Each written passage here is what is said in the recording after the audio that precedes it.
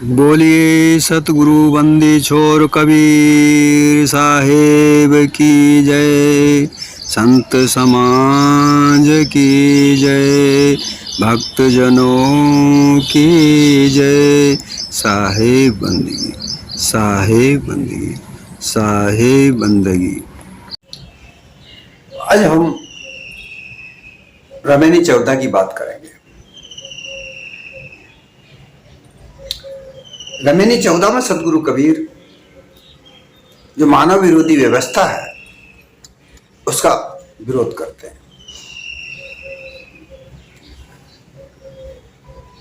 साहेब का विचार मानवता के लिए था।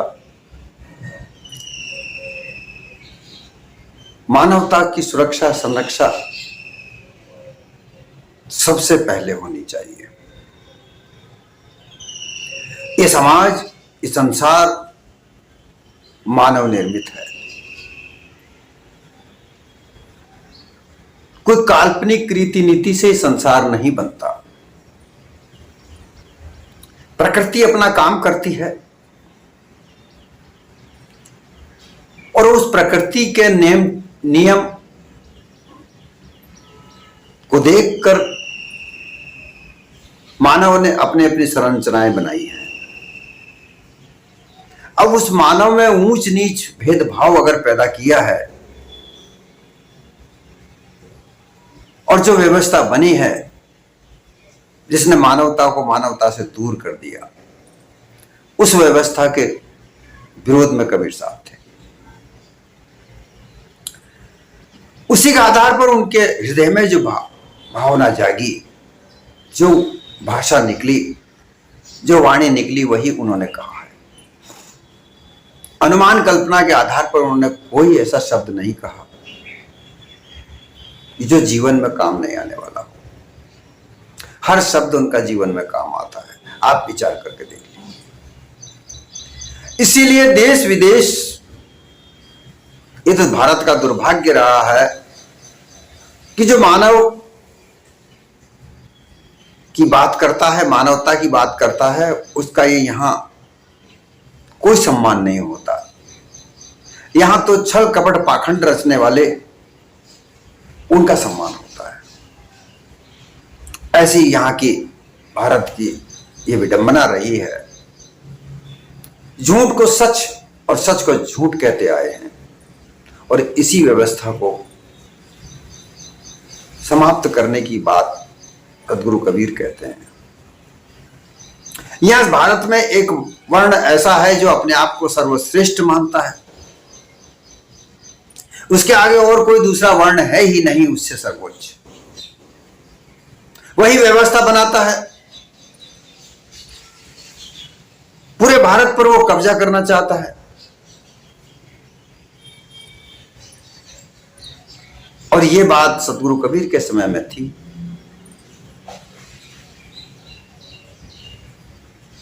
बड़ी चरम सीमा पर थी और उस समय उनका विरोध भी हो रहा था। उस वर्ग का तरह तरह के ग्रंथ, तरह तरह की मान्यताएं उस समय लिखी जा रही थी, बनाई जा रही थी। सतगुरु कबीर के समय यह व्यवस्था ज्यादा फैल रही थी, फैलाई जा रही थी। तरह तरह के मत पंथों का निर्माण हो रहा था। 600 ईस्वी के बाद में यह सब आरंभ हुआ, उसके पहले नहीं था। हम अगर इतिहास की बात करें, क्योंकि ये जो चीजें हैं, जो सत्य यथार्थ जो चीजें निकल कर आती हैं, ये महाभारत, रामायण, गीता, इनसे नहीं निकल कर आती। ये आध्यात्मिक के नाम से, धर्म के नाम से जो चीजें निकली हैं, वे आस्था की चीजें हैं। ये आस्था में धर्मांधता फैलाकर वही वर्ग सभी लोगों को गुमराह कर रहा है। इन चीजों को देखने के लिए हमें इतिहास का सारा साथ देखना पड़ेगा। इतिहास जानना पड़ेगा, कौन कौन सी चीज कब कब कैसे कैसे बनी। और जब इतिहास देखा गया तो माना 600 ईस्वी के बाद ये सब कुछ हुआ है। उसके पहले और कुछ नहीं था। भारत बड़ा सौम्य, बड़ा शांत प्रदेश था। पूरे विश्व में इसकी गुरु की एक तरह पूजा होती थी। जो 14वीं रमैनी है वो कहती है, बरसों पापी आहि गुमानी। जो अपने आप को बड़ा मानता है, एक वर्ग ऐसा है भारत में जो अपने आप को सबसे बड़ा मानता है। मैं बड़ा हूं, मेरे आगे सब नीचे हैं। और सबसे नीचा एक वर्ग ऐसा बना दिया कि वो तो सबसे ही नीचा है। वो गंदगी साफ करता है, मरे जानवरों को साफ करता है, सबकी सेवा करता है। उनमें कुछ लोग ऐसे कर दिए जिनके हाथ नहीं लगाया जा सकता, कुछ लोग ऐसे कर दिए जो हाथ तो लगाया जा सकता है लेकिन उनको अधिकार कुछ नहीं दिया जा सकता। ऐसी व्यवस्था बनाने वाला, सबसे ऊंचा जो कहने वाला, वह वर्ग बड़ा अभिमानी है। अगर ऐसा मानता है, साहब ने कहा कि अगर वो ऐसा मानता है कि मैं सबसे बड़ा हूं और कोई मुझसे बड़ा नहीं है, तो वो महा अभिमानी, महापापी है। वो तो पाप कर रहा है, मानवता से मानवता दूर करके सबसे बड़ा पाप कर रहा है। दया भाव है ही नहीं, क्योंकि धर्म को देखें तो धर्म का आधार दया है। तो इस वर्ग के दिल में दया नहीं है, वो महापापी है जो अपने आप को सबसे बड़ा समझता है। पाखंड रूप छले नर जानी, इसने जानबूझकर पाखंड फैलाया। धर्म के नाम पर, कर्म के नाम पर, उपासना के नाम पर इसने पाखंड लीला चलाई। पाखंड के नाम पर इसने इतना छलावा किया है नर नारियों के साथ और अपने आप को सबसे बड़ा मानता है। सदगुरु कबीर कहते हैं कि वो बहुत बड़ा पापी है। 52 रूप चले बलि राजा, ब्राह्मण कीन कौन सो काजा। सदगुरु कबीर उन पुराणों की कथाओं को भी साथ में लेते हैं जो ब्राह्मणों ने लिखी हैं, कि बलि राजा एक भारत का बहुत बड़ा एक राजा हुआ करता था। यहां ऐसी मान्यता बनाई गई कि कोई एक यज्ञ करता है तो उसको स्वर्ग का प्राप्ति होती है। बलि राजा ने 1000 यज्ञ कर दिए। अब उसको कौन सी चीज को दी जाए? तो कथा लिखी गई है कि 52 रूप धार करके श्री विष्णु उसके पास दान लेने गए और उसने 3 पग धरती मांगी और उसने 3 पग धरती में पूरा ब्रह्मांड नाप लिया और उस बलि राजा को पाताल पहुंचा दिया, अर्थात उसको छल दिया उसको। ऐसी कहानियां लिखने वाला भी वही वर्ग है, कोई दूसरा नहीं है, क्योंकि शास्त्र उसी ने लिखे हैं। जो भी कुछ लिखा है, या झूठ है या सत्य है, असत्य है, क्या है, ये सब उन्होंने वही जाना है। उन्हीं की कथाओं में ये कहानियां आती हैं। ब्राह्मण कीन कौन सा काजा, जो ये ब्राह्मण वर्ग है सबसे सर्वश्रेष्ठ ऊंचा होता है, इसने क्या काम किया? छल कपट पाखंड के फैलाने के अलावा और कौन सा काम किया? राजपाट राजा करते थे, व्यवस्थाएं राजपाट बनाते थे, खेती बाड़ी करने वाले, व्यापार करने वाले लोग अपने अपनी मेहनत मजदूरी से पैसा कमाते थे, उस पैसे से अपना घर काज चलाते थे। ब्राह्मण तो केवल बैठा बैठा छल कपट पाखंड रच करके धर्म के नाम पर धर्मांधता फैला करके अपना व्यापार चलाता है। ब्राह्मण ही सब कीनो चोरी, ब्राह्मण ही को लागल खोरी। साहब स्पष्ट रूप से कहते हैं, किसी प्रकार का छुपा कर कोई बात नहीं कहते कि जो ब्राह्मण वर्ग है ना, इसी ने सब पाखंड रचाया है, कोई और किसी ने नहीं रचाया। भारत की जितनी भी विश्वविख्यात गुरु पूजा थी वो नष्ट करके अनुमान कल्पना के आधार पर कितने ही देवी देवताओं की रचना इस ब्राह्मण ने की। और अगर ये बुराई उसकी की जाए तो उसको ही खुरी लगती है, खारी लगती है, खराब लगती है, बुरा लगता है। मानवता को मानवता से नष्ट किया जाए और उसमें एक अनुमान कल्पना का आधार बनाकर धर्म के नाम पर छल कपट किया जाए तो उसकी बुराई नहीं होगी क्या? बुराई करनी चाहिए, लेकिन उसकी कोई बुराई करे तो उसी को बुरी लगती है। वो मार काट मचाता है, द्वंद्व मचाता है, अपने आप को सच्चा घोषित करने की कोशिश करता है।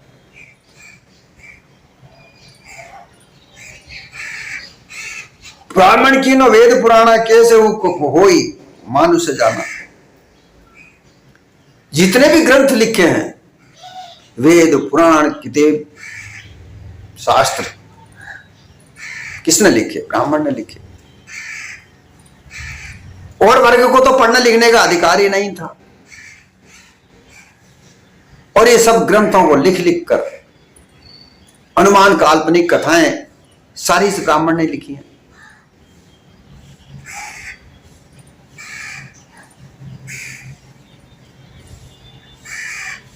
कैसे हो कि मोह मानुष जाना, कि किसी भी प्रकार से मुझे सबसे श्रेष्ठ जाना जाए। छल कपट पाखंड भी कर रहा है और सबसे ऊंचा भी माना जाए, इसके लिए इसने क्या किया? तरह तरह के ग्रंथ, तरह तरह के पंथ,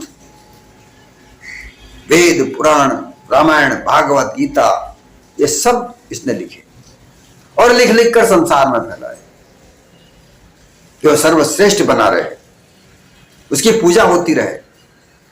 दूसरे चाहे भूखे मरे, कोई चिंता नहीं, बस एक वर्ग है वही जिंदा रहे, ऐसी व्यवस्था बनाई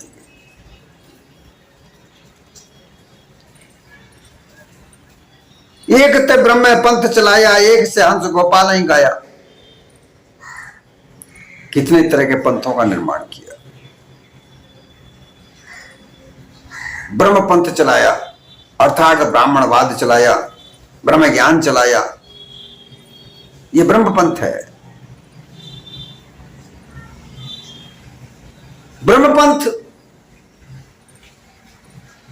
ब्रह्मा के नाम से ब्रह्म ज्ञान शंकराचार्य ने चलाया।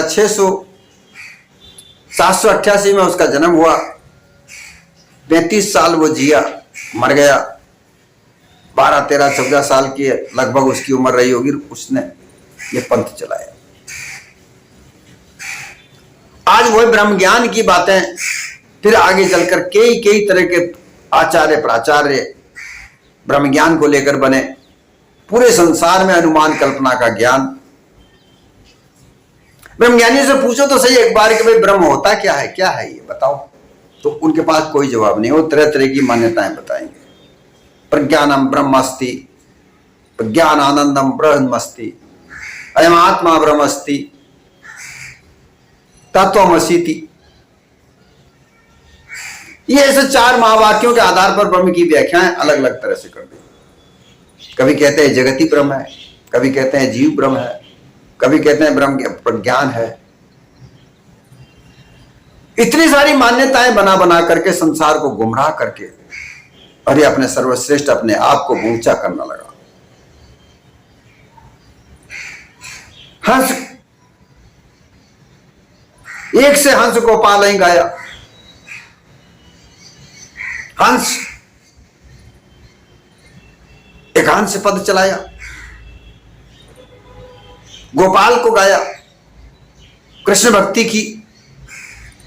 मत आनंदित होकर के कई तरह के आचार्य बने और उन्होंने कोई गोपाल को रिझाने के लिए, कोई राम को रिझाने के लिए तरह तरह की मूर्ति पूजा कर करके, तरह तरह के देवता बना करके उनके आधार पर नाम रख रख कर मत पंथों का पंथ चलाया। एक शंभु पंथ चलाया, एक से भूत प्रेत मन लाया। शंभु पंथ शंकराचार्य ने शैव संप्रदाय की स्थापना की और कई वो जो भूत प्रेत के नाम से तंत्र मंत्र यंत्र चलाए, इतना सारा आडंबर रचा अपने आप को सर्वश्रेष्ठ घोषित करने के लिए कि मुझे सर्वश्रेष्ठ माना जाए। तीर्थ व्रत में जहां जा जाकर तरह तरह के मंदिरों में बौद्धिस्टों की मूर्तियों की चोरी करके अपने अपने देवता बना दिए।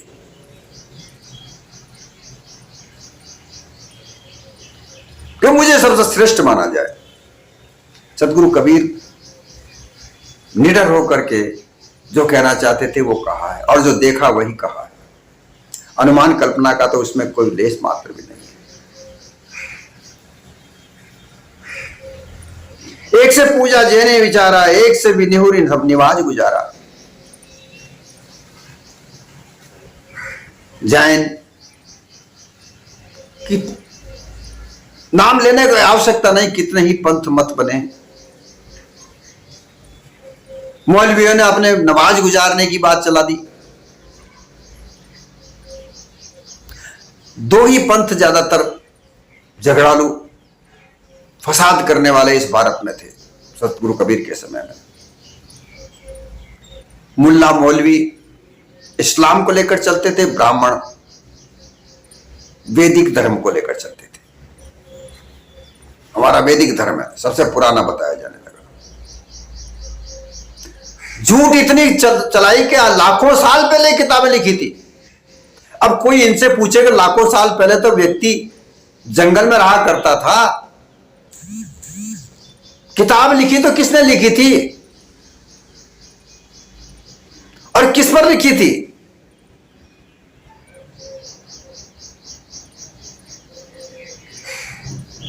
सबसे ज्यादा प्रमाण अगर मिलता है, अगर कोई अक्षर लिखने का, तो 6000 साल पहले का लिखता है, जो पत्थरों पर लिखी जा, पत्थर की शिला पट्टियों पर लिखा जाता था।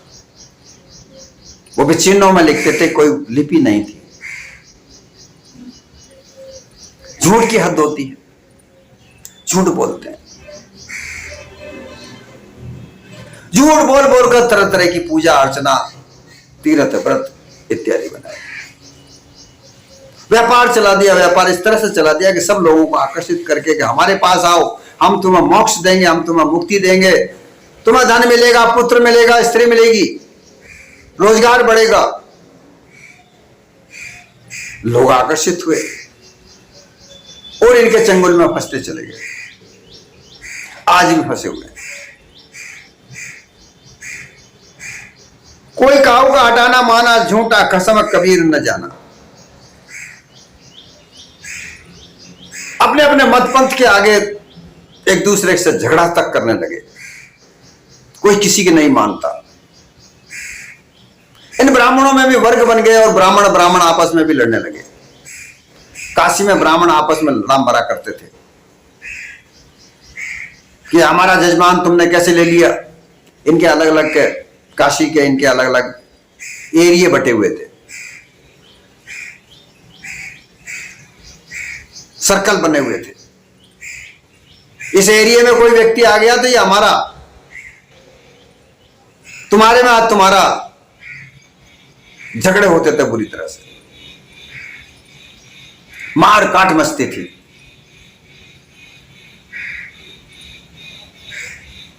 कोई किसी का नहीं मान, और मानने के लिए, पूजा पाठ करने के लिए जो देवी देवता बनाए झूठे। कई साल हो गए मरे हुए, उनकी मूर्तियां बना बना कर रख रख करके ये तुम्हारा कल्याण करेंगे। जो मरा हुआ होता है कोई कल्याण करेगा, लेकिन ऐसी मान्यता बना दी गई, मरे हुए की पूजा करवाने लगे। भूत प्रेत देवी देवता उनकी मूर्तियां बना बनाकर, मंदिर बना बनाकर उनके नाम से धर्म पूजा करने लगे, करवाने लगे, क्योंकि व्यापारी तो बढ़ाना था।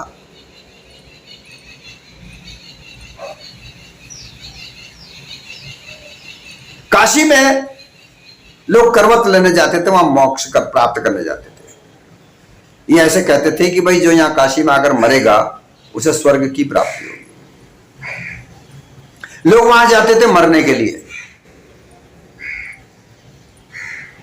जो ऐसा चाहता था कि भाई हमें तो काशी में जाके मरना है, तो अपने बेटों को, अपने पुत्रों को, अपनी स्त्री को, जो भी कुछ उनके पास धन होता तो वो दे दिया करते थे, और उसमें से एक बड़ा सारा हिस्सा, आधा धन अपने छाती पे बांध कर ये काशी जाते थे, और वो धन जाकर उन ब्राह्मणों को दे देते थे, भैया ये सब ले लो, हमें ये वहां स्वर्ग में मिलना चाहिए, हमारे लिए हुंडी लिख दो।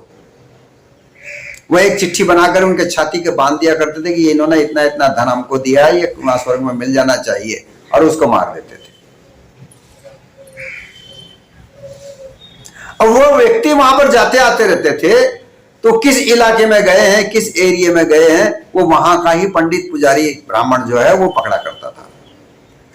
इसी बात को लेकर के वहां बड़े झगड़े होते थे ब्राह्मणों में, ये तो हमारा था, तुमने इसको क्यों पकड़ लिया। आपस में ब्राह्मण ही झगड़ा करते थे। ऐसी धांधली धर्म के नाम पर चल रही थी सदगुरु कबीर के समय, और वही देखकर सदगुरु कबीर ने ये रमेली लिखी कि कितने अभिमानी लोग हैं, कितने पापी लोग हैं ये, कि मानवता के लिए दया नहीं है इनके दिल में। बताइए, मार डालते थे। ये धर्म है क्या जिसमें दया का नाम निशान नहीं। सदगुरु कबीर ने उनको सीधे शब्दों में पापी कहा है। ये कोई ऊंचे ऊंचे नहीं है, ये सर्वश्रेष्ठ नहीं, तो महापापी है जो अपने आप को सबसे बड़ा घोषित करते हैं।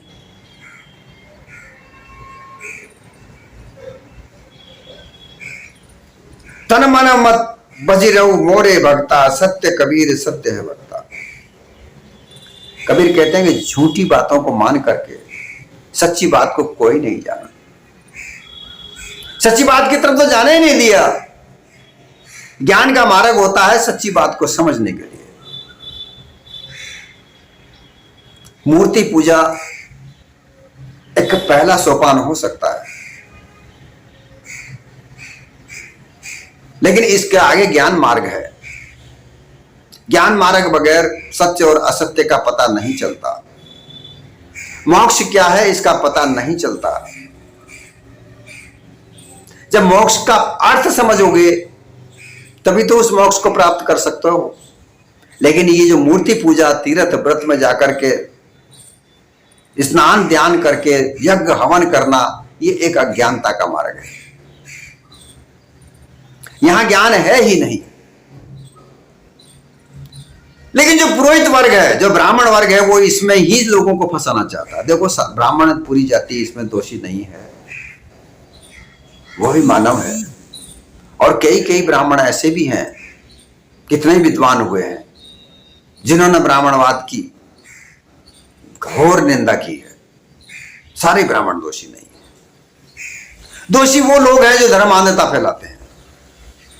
पुरोहित वर्ग है, पुजारी वर्ग है। क्योंकि आजकल ब्राह्मण जाति वर्ग बन गई है, इसलिए यहां यह कहना आवश्यक है कि सदगुरु कबीर ने उन लोगों को भर्त्सना की है कि जो धर्म के नाम पर झूठा व्यापार चलाते हैं। सत्य वक्ता वो है ही नहीं। और जो सत्य वक्ता ब्राह्मण हुए, खूब सारे ऐसे लोग हुए जिन कई नाम सामने हैं, बड़े बड़े विद्वान हुए जिन्होंने धर्म के नाम पर धर्मांधता का घोर विरोध किया है। ऐसे भी ब्राह्मण थे। तो वो कैसे, सारे ब्राह्मण नहीं दोषी हो सकते। इसलिए सदगुरु कबीर कहते हैं कि वो जो सबसे बड़े मानते हैं अपने आप को, वो महापापी हैं। कि जो सर्वश्रेष्ठ अपने आप को मानते हैं, वो महापापी हैं, वो दोषी हैं। क्योंकि वो दोषपूर्ण व्यवस्था बनाना चाहते हैं।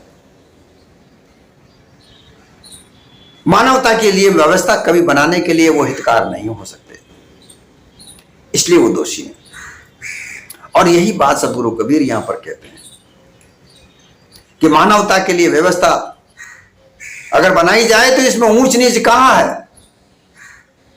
किसी को तो कह दिया तुम तो जन्म से ही बिल्कुल अछूत हो, तुम्हें छुआ नहीं जा सकता, तुम्हें कोई अधिकार नहीं है। और एक के लिए कहते हो हम तो जन्म से ही ऊंचे हैं, चाहे वेद पढ़े या ना पढ़े, ब्राह्मण का कार्य करे या ना करे, जन्म से ही ऊंचे। कर्म से बनाओ। कई जगह आजकल तो कई जगह डिबेट होती है, तो वहां पर वो कहने लगे हैं ब्राह्मण कि कर्म से बनते हैं। तो क्यों नहीं मानते हो? जाति पाति में क्यों उलझा के रखा लोगों को? कहते तो हो लेकिन मानते क्यों नहीं हो? इसे मानो, इस जाति व्यवस्था को खत्म क्यों नहीं करते? मानवता क्यों नहीं लाते? अड़े हुए हैं अपने कर्म पर, हम तो सर्वश्रेष्ठ हैं, इस बात पर अड़े हुए हैं। और इस अड़ने से मानवता का नाश हो रहा है, ये इन्हें पता नहीं। क्योंकि इनका तो व्यापार चल रहा है, भूखे मरो मरो, कोई भी मरो, इनका व्यापार चलना चाहिए। स्वार्थ नीति, धर्म की नीति स्वार्थ की नीति नहीं होती, परोपकार की होती है। परोपकार तो इनके दिमाग में है ही नहीं, जरा सी भी दिल हृदय में कहीं भी नहीं है। स्वार्थ में फंसे पड़े हैं और अपने आप को सर्वश्रेष्ठ मानते हैं। ऐसे सर्वश्रेष्ठ होता है? ये तो महापापी लोग हैं। पर तन मन भज रहूं मोरे भक्ता, सत्य कबीर सत्य भक्ता। तन मन से न्यौछावर हो जाओ। जो मत पंथ बनाए रखे हैं, उस मत पंथ से जो भी जुड़ता है, वहां तन मन धन से न्यौछावर हो जाओ। कबीर साहब यहां कहते हैं कि जो कहते हैं, जो सत्य कहते हैं, वो कहते हैं कि हम जो कह रहे हैं जो सत्य है, और कोई दूसरा सत्य नहीं कहता, हम ही कह रहे हैं जो ही सत्य है। ऐसे कहकर के उन लोगों को ऐसा उलझा कर रखते हैं, मुक्ति भुक्ति की तो बात ही नहीं, उलझा कर रखते हैं। हम जो कह रहे हैं, हम ईश्वर के भक्त हैं, हम जो भी कुछ कहते हैं, जो हमारे ईश्वर हमारे मुंह से कहलवाता है, हम कुछ नहीं कहते। ऐसे कहकर सर्वश्रेष्ठ बनना चाहते हैं, लेकिन दिल में महापापी। आप ही देव, आप ही पाती, आप ही कुल, आप है जाति। कबीर साहब कहते हैं कि अगर आप अपने हृदय में विचार कर देखो,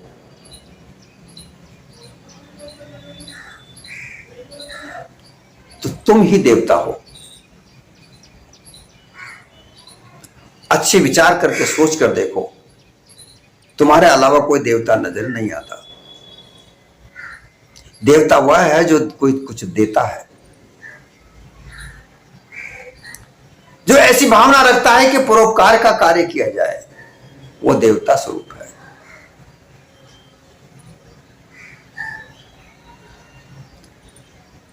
आप वह पाती,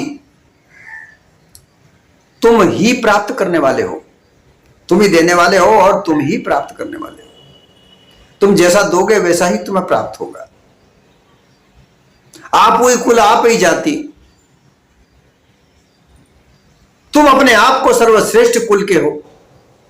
ब्राह्मण ही नहीं सर्वश्रेष्ठ है, वो तो धोखे से, छल कपट से अपने आप को बनाना चाहता है। लेकिन यह मानव 184 जीवा जीवन में सर्वश्रेष्ठ है। यह योनि, मानव योनि 84 लाख योनियों में सर्वश्रेष्ठ है, जो दिखती भी है कि समर्थ है। इसी ने सारे संसार की रचना की है। जितने भी संसार की चीजें हैं, भोग वस्तुएं हैं, उनका निर्माण किसने किए है? इस मानव ने ही तो किए। जो जो लोग अच्छा अच्छा कार्य कर गए, उनके नाम से कुल का नाम धारण कर दिया गया। आज हम जितने भी गोत्र देखते हैं, वो गोत्र किसी महापुरुष के ही नाम है। उन्होंने ऐसे अच्छे काम किए, देवतुल्य कार्य किए, इसलिए उन्हीं के नाम से वो वंश चलने लगा। उनका कुल ही उसी के नाम से बनता चला गया, और कोई और नहीं है। तुम हो, तुम्हारे अलावा कोई और दूसरा है ही नहीं। ये तुम्हारे साथ छल कपट करके ये एक वर्ग तुम्हें धोखा देता है। इसे समझने की कोशिश करो। यहां सदगुरु कबीर समझाने का चेष्टा करते हैं। सर्वभूत संसार निवासी, आप ही खसम आप सुखवासी। सर्वभूत, ये पांचों जो तत्व है, जो संसार में है, क्योंकि इस संसार में, संसार का मतलब है संसार, सारा सार, 5 तत्व अपना अपना कार्य करता है, जिससे प्रकृति बनती है। ये जड़ प्रकृति है। प्रकृति क्या है? जड़ है। 5 तत्वों के अपने अपने कार्य हैं। उन कार्यों को सम्मिश्रण बनकर ये संसार की प्रकृति बनती है। इसे बनाने वाला, चलाने वाला कोई और अन्य नहीं, ये 5 की तत्वों की चाल ढाल, इनके गुण, इन्हीं के आधार पर प्रकृति बनती है और वो अपने आप कार्य करती है।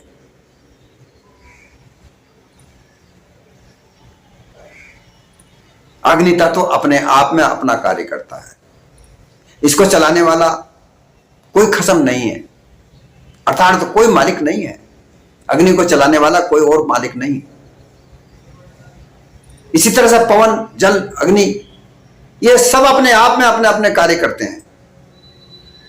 ब्रह्मांड में सारे मिलकर अपना अपना कार्य करते हैं। उनके सम्मिश्रण से इस संसार में सारे कार्य होते हैं और इनके एक दूसरे के सम्मिश्रण से जो चीजें निकल कर आती हैं, 5 प्रकार की चीज निकल कर आती है, जिन्हें शक्ति कहते हैं। एक बनती है आकर्षण शक्ति, जिसे चुंबक शक्ति कहते हैं। गुरुत्वाकर्षण शक्ति, एक दूसरे को खींचने की। एक निगेटिव अर्थात निराशाजनक सोच, एक सोच सकारात्मक सोच। जो आदमी सकारात्मक सोचे, नकारात्मक नहीं सोचे, नकारात्मक सकारात्मक आकर्षण। और फिर 5वीं शक्ति आती है विकिरण, जो विकृत स्थिति बनती है। ये सब 5 तत्वों से सम्मिश्रण से, इनकी चाल ढाल से, प्रकृति के संघर्षण से ये निर्मित होती है और वही इसे संसार में कार्य करती है। ये अपने आप में है, किसी ने किसी और कोई नहीं बनाता। लेकिन इस सर्वश्रेष्ठ बनने वाले व्यक्ति ने झूठ बोल करके कोई ईश्वर इस संसार को चला रहा है, ऐसी मान्यता इस संसार में डाल दी। इसका कोई प्रमाण नहीं है। लोगों ने प्रमाणित कर दिया है कि प्रकृति अपने आप में स्वतः है। असदगुरु कबीर वही बात कहते हैं कि यह प्रकृति अपने आप में है और यह चेतन स्वरूप जीव अपने आप में है। इनको कोई दोनों, इन दोनों को, जड़ और चेतन दोनों आदि अनादि हैं। ये प्रसिद्ध है जग में और इनको जानने के बगैर कोई चीज समझ में नहीं आती। संशय में बंधा रहता है ये जीव, ये मानव हमेशा संशय में बंधा रहता है। अगर संशय निकालना है तो ज्ञान का मार्ग समझ ले, जड़ और चेतन का भाव समझे, इनके कार्य को समझे, तो फिर कोई संशय रह ही नहीं जाता। कहिए तो मोय बैल युगचारी, काके आगे कौन पुकारी। कबीर साहब यहाँ फिर कहते हैं कि मुझे कहते कहते सारा समय हो गया। युगचारी का तात्पर्य यहाँ यह नहीं है कि कबीर साहब युग 4 में थे। लोगों ने इसी बातों को पकड़ पकड़ के कह दिया कि तो युग 4, चारों युग में कबीर साहब आए थे। ब्राह्मणवादी व्यवस्था वहां भी जा फंसी। कबीर साहब को भी अपने ब्राह्मणवादी व्यवस्था में फंसा दिया, उलझा दिया कि कबीर साहब तो चारों युगों में आए थे। और उसी बात को लेकर के कबीर पंथी कहलाने वाले बहुत सारे ढोंगी लोग, धूर्त लोग वही ब्राह्मणवाद का ढकोसला करने लगे। चोला ओढ़ लिया कबीर का और लगे ब्राह्मणवाद को फैलाने। कई नाम है, कई जेल में बैठे हैं, कई बाहर आकर के कर रहे हैं। साचे ही कोई ना माने, झूठे के संग जाए, झूठे झूठा मिले रहा अहमक है हकाए। सदगुरु कबीर कहते हैं कि जो सत्य बात है उसे कोई नहीं मान रहा। जो मैं कह रहा हूं उसे कोई मान नहीं रहा है, लेकिन झूठों के संग जा रहे हैं। ब्राह्मण भी करें क्या करें, उसने तो एक अपनी अपनी चाल चल दी और वो लोभ लालच की चाल है। और उसी लोभ लालच में सब फंसकर सारा संसार वहां लगा हुआ है। बिना कमाए, बिना कुछ कार्य किए, बिना मेहनत किए, बिना त्याग के लोग चाहते हैं कि हमें तो सब सारा सुख मिल जाए, इसलिए ब्राह्मणों के पास जाते हैं। पुजारियों के पास जाते हैं, मंत्री तंत्र मंत्र यंत्र वालों के पास जाते हैं, देवी देवताओं के पास जाते हैं। जेब में जो पैसा है और वहां लगा कर आते हैं, मिलता कुछ नहीं है। सतगुरु कबीर कहते हैं कि झूठों के साथ समझा रहे हैं, नहीं प्रतीत जो ये संसार है। सत्य की बात पर कोई प्रतीत नहीं करता, झूठों के साथ में अपना समय गंवा रहा है। ये मानव देह मिली है, ये भी गुम जाएगी, खो जाएगी, 84 लाख योनियों में फिर बहते पड़ोगे। झूठा ही झूठा मिल रहा, अहमक खेहा का। झूठों के साथ में झूठा मिलेगा तो वहां अहमक, अहमक का मतलब है वही अभिमान, वही अहंकार का जीवन। मैं सबसे बड़ा, मैं हूं। ब्राह्मण तो कह ही रहा है कि सर्वश्रेष्ठ मैं हूं। उसी बात को दोहरा रहे हैं सभी लोग, मैं हूं, मेरे अलावा कोई नहीं है। और इसी अहंकार में आकर के लोग अज्ञानता में रह करके अपने जीवन को खा रहे हैं। ये खेहा, खेहा की तात्पर्य है कि संसार की जगह है जहां सारे संसार में सकल पदार्थ है जग माही, कर्म हीन नर पावत नहीं। ये सब पदार्थ इस संसार में रहते हुए भी प्राप्त नहीं कर पा रहे, धोखा खा रहे हैं, अपने आप को समझ नहीं पा रहे हैं, जान नहीं पा रहे हैं। और जब तक आप अपने आप को नहीं जान पाओगे तब तक ये धोखा खाते ही रहोगे।